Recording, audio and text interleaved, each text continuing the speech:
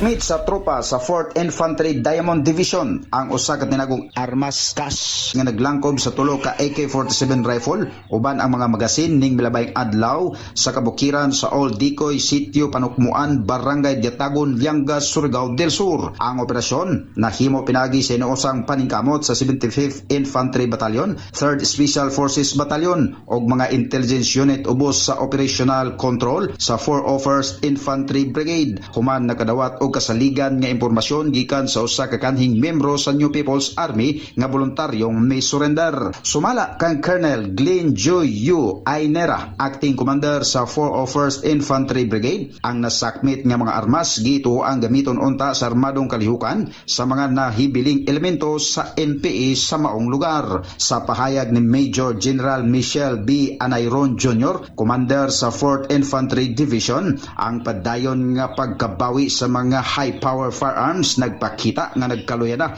ang presensya sa NPA sa probinsya og usa kini katimailhan sa kakulang sa suporta og panaghiusa sa ilang hanay. Ang kasundaluhan nagpadayon sa ilang panawagan sa kalinaw og seguridad alang sa katawhan sa Surigao del Sur. Katropa alang sa tinaw nga pananaw pag Vision X Plus soft gel capsule alang sa nagkahiusang Pilipino sa Pilipinas. Ali Vicente, X FM News.